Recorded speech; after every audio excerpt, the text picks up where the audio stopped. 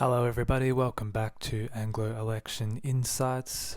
Today just going to give a little bit of a wrap up of some New Year polling, some updates on the betting markets, and just a bit of an update too on what issues are happening currently, as well as a bit of a look into Victoria, given we have a couple of key by-elections coming up. So I'm starting over here on Poll Bludger. If you're not keeping an eye on that site and you are interested in Australian political polling, I absolutely suggest that you check in there from time to time. William Burr does a really good job of wrapping up all the polling news. And just earlier this week, he reported 3 new polls of federal voting intention. The first one was from Resolve, which has typically been quite unfriendly to Labor since the Voice referendum in particular. We're looking at about a 52-48 lead to the coalition, with the Labor vote once again with a 2 in front of it, 27%. So a pretty nasty result there.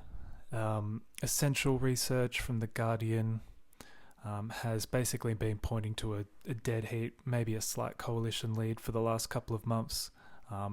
And they've got a pretty similar result, 48-47, with 5% undecided. And then Roy Morgan. Now, this pollster, they release a federal poll basically once a week, and it bounces around like a tennis ball. So you don't want to be putting too much stock into any one reading. But as we can see over the last few weeks, over the new year, the coalition have recorded a lead every time of at least 1.5%. So it seems that the polling community, I guess we'll say, are starting to sort of coalesce on a slight coalition lead. Still a very close race, but at this point, if a pollster was to come out with Labor ahead on a two-party preferred count, then that would essentially be an outlier at this point. Moving on to the betting markets, in recent weeks the coalition are seriously starting to shorten, down towards 1.6 now. So the market's really starting to price in a coalition victory, or at least a coalition government. And with that, given all of the media speculation around a hung parliament or a minority government, this market too was trending very heavily in the direction of no was at about 1.3, 1.4, that there would be a hung parliament essentially.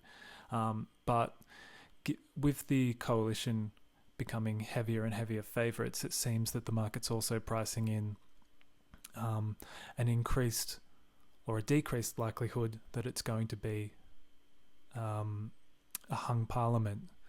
So that's one to keep an eye on as well. It seems like if the market's expecting a Labor win, then yes, it would be a hung parliament. But if it's a coalition win, perhaps the market's a little bit more open to the idea of the coalition forming majority. Just on the federal issues at the moment, since the last update, it really seems like the culture wars has been taking centre stage. Dutton seems to be going really hard on the issue of Australia Day, and this issue of Israel and anti-Semitism is proving a bit of a tricky one for Anthony Albanese as well. The ABC here reporting that he's sort of struggling to unite the Labor Party and the various sort of factions within it on this issue. So not often that you see, or at least not often in recent history, that we would see the coalition doing really well on these more sort of social, cultural issues. Usually that's where the left has had ascendancy over the last kind of decade or so. But on an election that is probably going to be fought more on cost of living, we'll see if these issues really play out in terms of voting intention. But I'm not altogether convinced. The other thing to note is that I live in a somewhat of a battleground electorate in Wannon, where an independent sort of teal-like challenger is trying to unseat Dan Tehan from the Liberals, and I've received a couple of bits of mail, including this one here, pertaining to the Australia Day issue and generally Alex Dyson's more progressive views. And interestingly, they've got the Greens linked with him as well, so very much trying to paint this local teal independent as sort of a socially progressive candidate, when I suppose the coalition is counting on the fact that Australians are perhaps turning away from that sort of more socially progressive route and using the results of the Voice referendum as some sort of justification for that. So an interesting strategy to start out the new year. I'll be interested to see how that plays out and if the campaign continues to centre in on those issues. And as I said, we were going to have a little look at Victoria as well. Not only do we have these two upcoming by-elections, which I've covered in a previous video, but we also have a new poll from Resolve Strategic, who usually release one every sort of 2 months or so, and it was a shocker for Labor.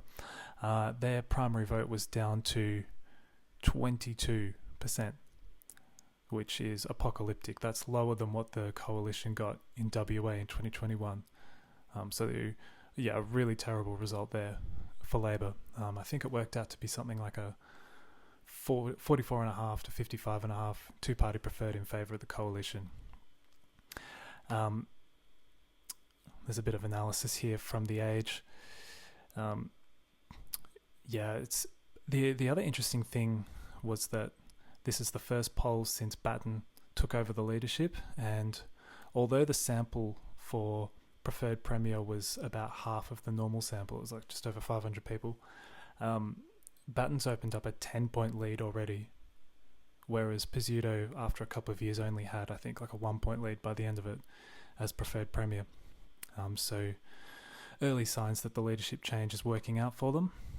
And just on the topic of the by-election, suddenly Labor's found the funding for a new project in Werribee that will basically fix up a really bad overpass to get off the highway down to Geelong.